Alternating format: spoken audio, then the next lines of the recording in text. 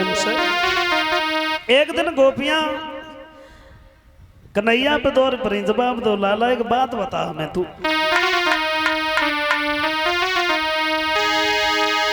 अरे तू बनो फिरे सरदार पोल तेरी खोलूंगी सामरिया।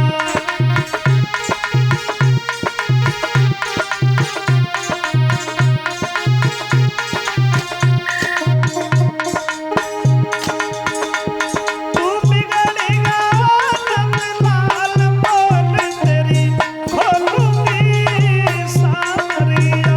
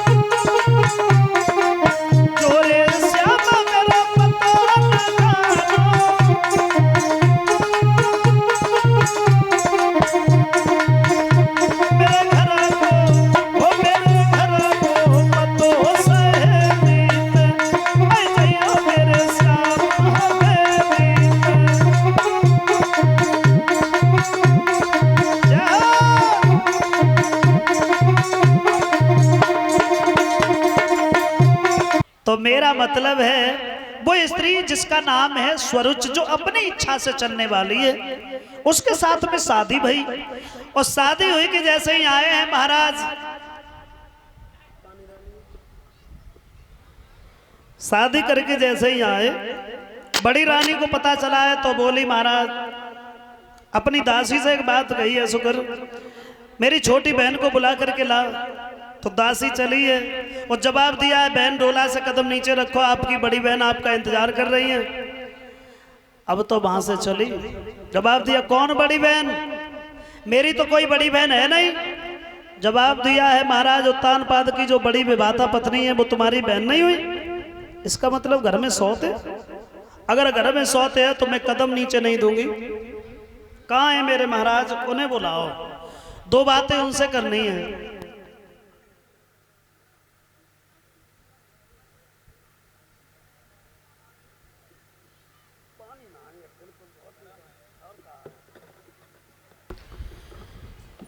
पति से बोलन लगी है महाराज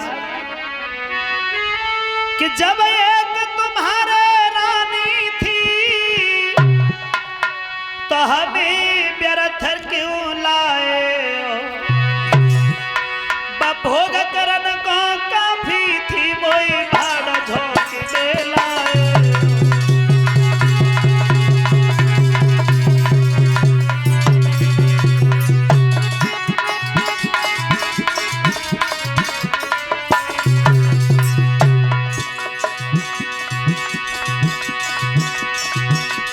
भोग करन को काफी थी मोई भाड़ झोंक दे लाए।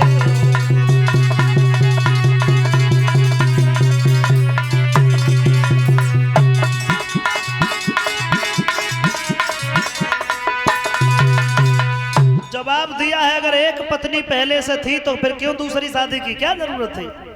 बड़ी रानी को पता चला है तो वो पास में चली आई। बहन क्या बात है, डोला से कदम नीचे रखो, महलों में चलो। सुरुचि कहने लगी क्या यही है जिसने कहकर के शादी कराई है? तो इसका तो चेहरा बता रहा है, इसे दासी की आवश्यकता थी इसलिए शादी कराई है।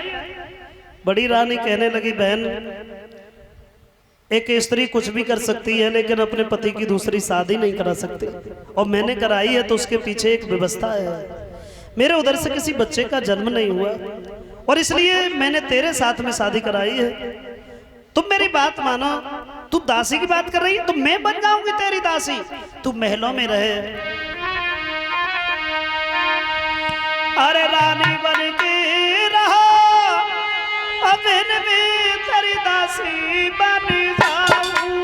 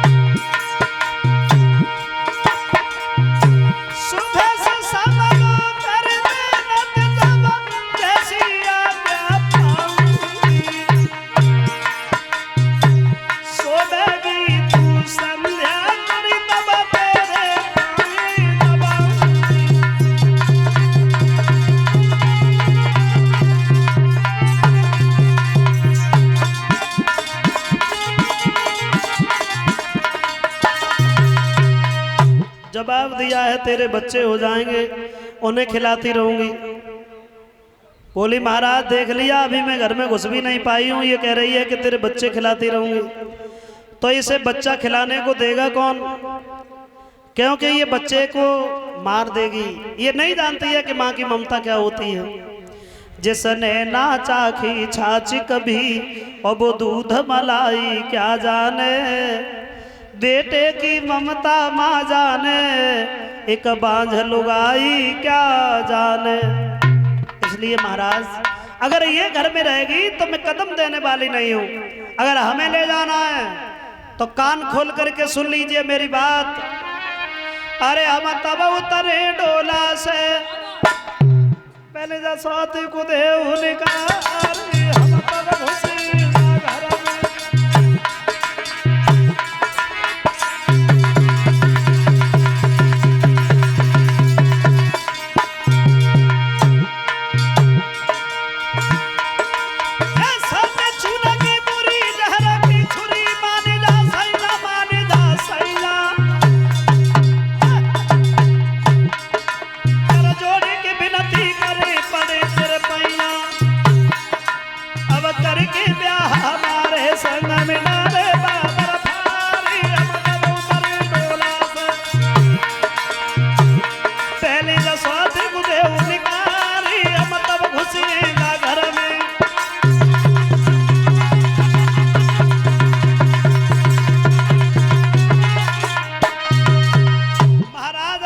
मेरे घर में रहेगी तो मैं कदम देने वाली नहीं हूं।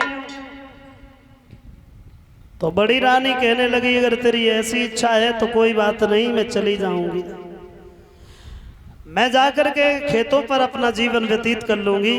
बोले महाराज सही कह रही है, इसके लिए खेतों पे झोपड़ी डलवाओ, उसी में एक चाकी रखवा देना और एक सेर जौ मिलेंगे उन्हीं को पीस करके रोटियां बना करके खाएगी, सब्जी नहीं नमक के साथ में खानी पड़ेंगे। इतने पे रहना चाहती है तो रह सकती है, और कहीं और जाना चाहती है तो फिर चली जा, फिर मैं तुझे रोकूंगी नहीं, क्योंकि तू मेरे कोई खानदान की थोड़ा ही है?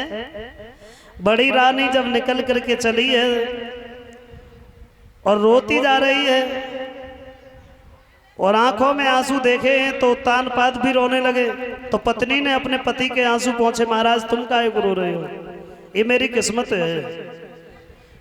क्यों रो रहे हो पति मेरे, ये तो हमारो भाग्य है, एक बांस दे दो हाथ में और खेतों उड़ाऊं कागज, जो सौती मेरी कहती है उसमें नहीं हमको युजर, एक शेर पति जो बहुत हुए मैं तो ताई में कर लूं गुजर। मैं चली जाऊंगी लेकिन मेरे जाने के बाद मेरी छोटी बहन को दुख मत देना, कष्ट मत देना। एक बात कहें, अगर कोई तुम्हारे साथ में बुरा भी कर रहा है ना तो उसका बुरा मत चाहो, क्योंकि जो कर रहा है बुरा उसे दंड देने के लिए भगवान बैठा है। ऐसा उसका ये तमाचे में आवाज नहीं होती है लेकिन सबक जरूर आ जाता है, उसकी लाठी आवाज नहीं करती है। हम तो ये कहते हैं दुखिया को न सताइए, दुखिया देगो रोए, और दुखिया के मुखिया सुने तब तेरी गति का होए। इसलिए दीन को दुख देना ये सबसे बड़ी भूल है। दीन का कोई नहीं होता है सिवाय भगवान के, और भगवान जब किसी की आह को सुनते हैं फिर उसे आप समझो भोगनी पड़ेगी, उससे बच नहीं सकते हो। तो मेरा मतलब है जैसे ही चली है बड़ी रानी निकल करके, अब छोटी बोली सुनो आज के बाद तुम इससे मिलने नहीं जाओगे। बोले नहीं जाएंगे। बोले ऐसा नहीं, पहले मेरी कसम खाओ तब मानूंगी। महाराज ने कसम खाई और फिर बड़े आनंद से छोटी रानी महलों में रहने लगी और बड़ी रानी चली गई खेतों पे झोपड़ी में। लेकिन धीरे धीरे सुखदेव महाराज समझाते हैं समय बहुत व्यतीत हो गया।